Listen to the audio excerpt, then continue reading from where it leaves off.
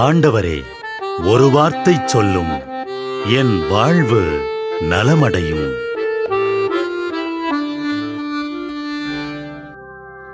திருத்தூதர் பணிகள் 14:11. பவுல் செய்ததை கூட்டத்தினர் கண்டு லிக்கவோனிய மொழியில், தெய்வங்கள் மனித உருவில் நம்மிடம் இறங்கி வந்திருக்கின்றன என்று குரல் எழுப்பி கூறினர். கடவுளை ஒருவரும் ஒருபொழுதும் கண்டதில்லை. ஆனால் பல மனிதர்கள் மனதில் பல மனிதர்கள் கடவுளாக வாழ்ந்து கொண்டிருக்கின்றனர். ஒரு வார்த்தை, ஒரு உதவி, சிறு உடனிருப்பு பலரின் வாழ்வில் முற்றுப்புள்ளியை ஆச்சரியக்குறியாக மாற்றியிருக்கிறது. நாமும் பலர் மனதில் தெய்வங்களாக வாழ்ந்து கொண்டிருக்கிறோம். நம் மனதிலும் பலர் தெய்வங்களாக வாழ்ந்து கொண்டிருக்கின்றனர். நம் ஒவ்வொரு சிறு செயலும் அதற்கான விளைவை உண்டு பண்ணுகின்றது. நமது ஒரு வார்த்தை வாழ்வையும் கொடுக்கும், வாழ்வையும் முடிக்கும். நமது வாழ்வு பிறருக்கு வாழ்வு தரக்கூடியதாக இருக்க வேண்டுமென்றால் நமது வாழ்வு சரியான ஒன்றின் மீது அடித்தளமிடப்பட்டிருக்க வேண்டும். ஒவ்வொரு நாளும் புதிதாய் பிறப்பெடுக்கும் சூரியனைப் போல நாமும் இறைவனில் ஒவ்வொரு நாளும் புது பிறப்பு எடுக்க வேண்டும். அவரது அருளில், வல்லமையில், கருணையில், பரிவில் நிரப்பப்பட வேண்டும். உடலுக்கு 3 வேளை உணவு ஒரு நாளைக்கு தேவைப்படுகிறது. நமது ஆன்மாவுக்கும் உணவளிக்க வேண்டியது அவசியம் அல்லவா? சில சமயம் நம் ஆன்மாவுக்கு விருந்தும் அளிக்க வேண்டும்.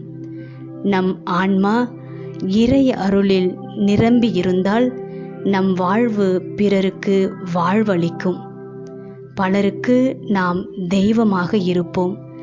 நம்மில் நம் கடவுளை பிரசன்னப்படுத்துவோம். ஜெபம். இயேசுவே, பிறருக்கு சரியான வழிகாட்டியாய் இருந்திட என்னில் நீர் தங்கும். ஆமென். செவ்வாய்க்கிழமை காலை ஜெபம். நம்மை படைத்து காத்து இரட்சித்து பரிபாலனம் செய்து வரும் பிதா, சுதன், இஸ்பிரித்து சாந்து என்னும் பரம திருத்துவத்திற்கு எல்லா படைப்புகளாலும் அனவரத காலம் ஸ்துதியும் தோத்திரமும் உண்டாக கடவது. தளங்களுக்கு கர்த்தரான தேவன் பரிசுத்தர் பரிசுத்தர் பரிசுத்தராயிருக்கிறார். அவரது மகிமை பிரதாபத்தால் பூமி நிரம்பியிருக்கின்றது. பிதாவுக்கும் ஸ்தோத்திரம், சுதனுக்கும் ஸ்தோத்திரம், இஸ்பிரித்து சாந்துவுக்கும் ஸ்தோத்திரம் உண்டாக கடவது. இதோ ராக்காலம் தனது திரையை மடக்கிக் கொண்டு மறைய, விடியற்காலம் வர காலை கிரகம் கம்பீரமாய் தோன்றப் போகின்றது. இதோ உமது கைப்படைப்பாகிய நான் படுக்கையை விட்டெழுந்து பயபக்தி வணக்கமுற்று இருக்கரம் குவித்து ஆத்தும சரீர ஒடுக்கத்தோடு உமது தெய்வ சந்நிதியில் வருகிறேன். சுயம்பு அநாதி அசரீரியே, மட்டற்ற நன்மை கடலே, சர்வ வியாபியே, சர்வலோக சிருஷ்டிகராயிருக்கின்ற என் தேவனே, வானத்தில் சந்திரன், சூரியன், நட்சத்திரங்களும் பூமியில் மலைகள், சமுத்திரம் முதலிய காரியங்களும் தேவரூருடைய மகிமையை காட்டிக் கொண்டிருப்பதை நான் பார்த்தும், நான் ஆத்துமத்திலும் சரீரத்திலும் கொண்ட நன்மைகளை யோசித்தும் உள் நடுக்கம் கொண்டு உமது பாதத்தில் விழுந்து உடம்பை போற்றி புகழ்ந்து நமஸ்கரித்து நன்றியறிந்த தோத்திரம் செய்கின்றேன். பரலோகத்தில் சம்மனசுகளும் அர்ச்சிஷ்டவர்களும் உம்மை வாழ்த்தி சுதிக்கிறா போல நானும் செய்ய ஆராசிக்கிறேன். இந்நாளிலும் என்னை உலகில் வைக்க சித்தமான கடவுளே, சகல பரிசுத்தத்தனத்திற்கும் ஊருணியே, உலகில் உமக்கு செய்யப்படும் பலிகளையும் ஜபங்களையும் கண்டு களி கூறுகிறேன்.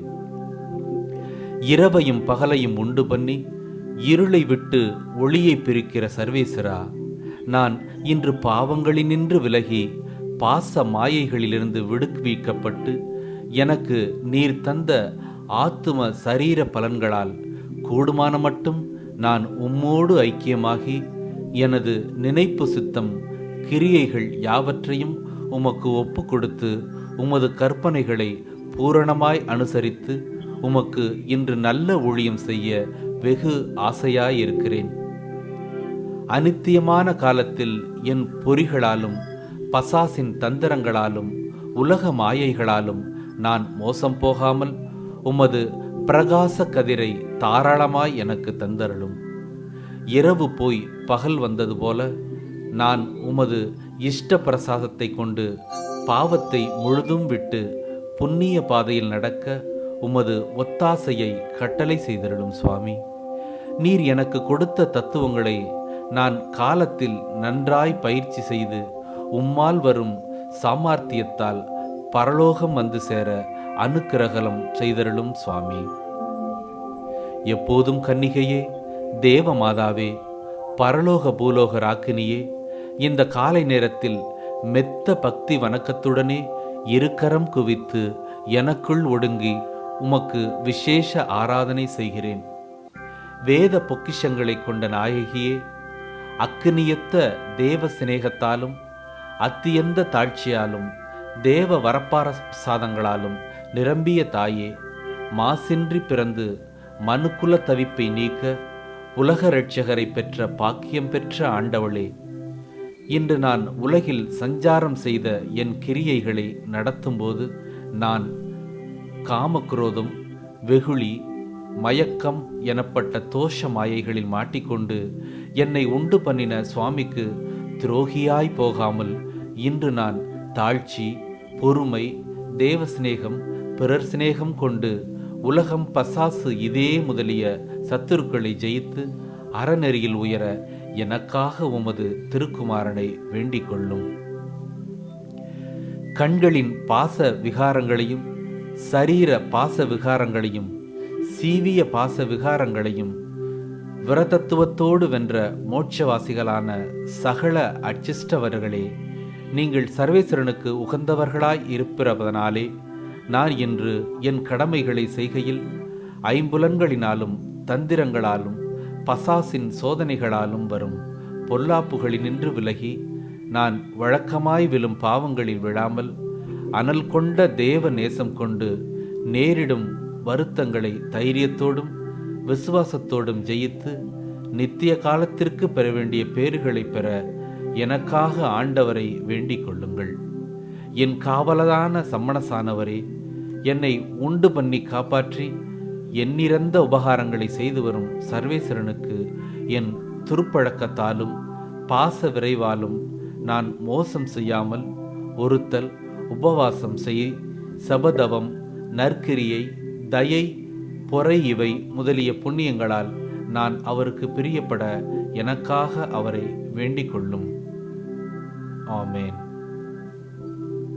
பிரார்த்திக்க கடவோம். தயாபரரான சர்வேஸ்வரா, மனோ வாக்கு கெட்டாத தேவாதீன பராமரிப்பினால் எங்களை காத்து நடத்தி உம்முடைய பரிசுத்த சம்மனசுகளை அனுப்பி அருளுகிறீரே, உமக்கே தோத்திரம் உண்டாக கடவது. தேவரீரை மன்றாடுகிற அடியோர்கள் இவ்வுலகத்தில் அவர்களுடைய ஆதரவினால் காப்பாற்றப்பட்டு உமக்கும் அவர்களுக்கும் பிரியப்பட அடக்கத்துடன் பக்தியாய் நடக்கவும் மோட்சத்தில் அவர்களோடு உம்மை அனவரத காலம் சுதித்து வாழ்த்தவும் கிருபை செய்தருளும் சுவாமி. ஆமேன்.